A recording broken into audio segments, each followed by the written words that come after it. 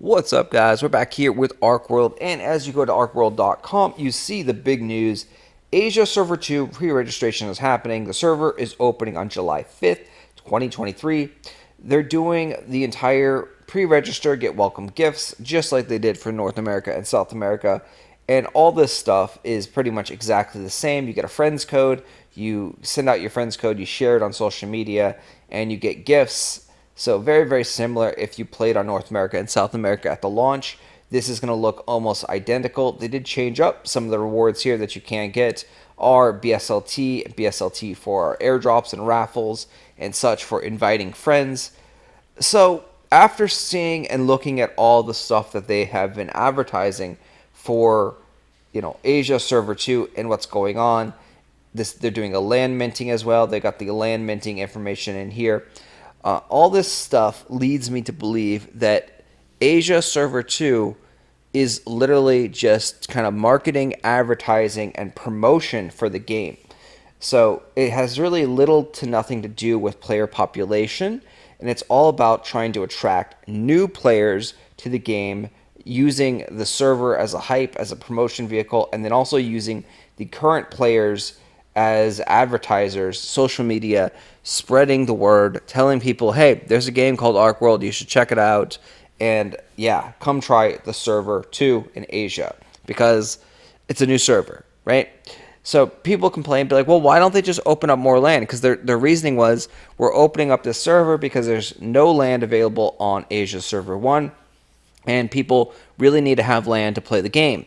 So the complaint is like, well, why don't you just open up more land on server 1? Well, the thing is, if they open up more land, it doesn't have the same pizzazz. It doesn't have the same marketing appeal as like, new server, here we go. It's not a fresh start, though. This is the very tricky deception of this. This is just a new server, but new servers typically imply a fresh start. So they're going to attract a lot of people that think this is a new server, fresh start. The game is like launching, over again, and it's going to be an even and fair playing field. But it's not, because the auction house is shared, the arenas are shared, and so all of the items can be transferred over also from other regions. Tier 6 can become NFTs and transferred over to this server. So realistically, this is not a new server, but it is a new server in terms of, hey, we're opening up a brand new server. But gameplay-wise, this is just a different area, new lands, new zones for people to farm, mobs, ancestrals, and open world things. But realistically, it's not a new game experience for new players. This is a server that will attract some new people because they're going to get tricked into thinking that, hey, this is a new fresh start server. But realistically, this is just for overflow of people that want to buy more land and interact with the land function of the game. They will also have potential events on the server and be able to, hype and promote the server up, just like they did on server 2 for North America. Well, we might see those kind of similar events. They are going to be selling only 2,600 lands on this server, and they do have approximately 3,500 total lands that they could kind of like give for a 50-50 split. There's about 7,000 current lands, so they do want to have about 50% ownership of the lands themselves.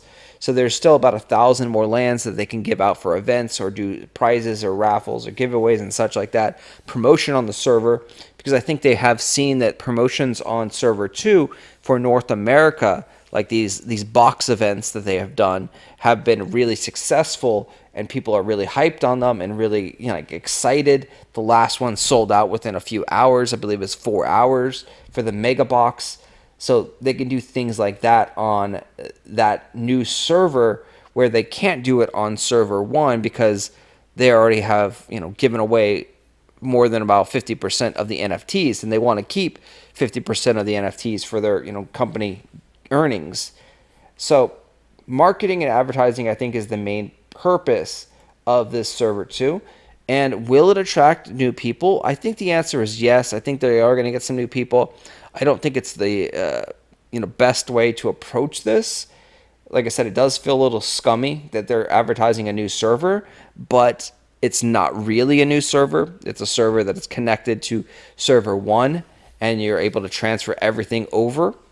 We'll have to see how this works out, because when they do launch the European server at the end of the year, that's their target. European server coming end of the year is the target for them. It will be a little bit different. European server will not have a shared auction house with anyone else. European server will not have a shared arena or gear score rankings. It is a fresh start, a fresh economy, but you can transfer tier 6 weapons and armors that have become NFTs over to the server. So it's like a little hybrid. It's a brand new server, different region, but tier 6 weapons and armors can get there. And I think this is part of the reason why we're starting to see tier 6 weapons and armors and the resources that are used to make them become a little bit more valuable on the current servers. The yellow shotguns are creeping up into about 2,000, 3,000 BSLT on North America.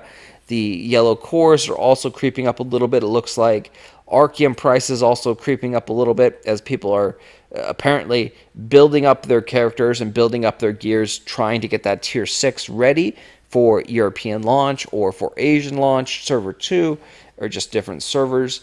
So it gives a real reason why people want to have tier 6 weapons and armors, because they can transfer this stuff over to a brand new server and really just dominate the server on day 1. So we'll have to see how this plays out. This is a very interesting thing. We just got to trust in the company, right? This is their game. This is their vision. This is what they're trying to do. They are letting us have some voices and some opinions. There is a suggestion channel in Discord.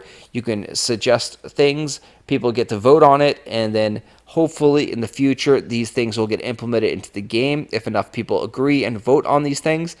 So we'll have to see. Like, are they taking the user feedback serious, or are they not? Obviously, some of the things like this, there was an overwhelming majority that said, no, we don't want a second server. It's bad for the game.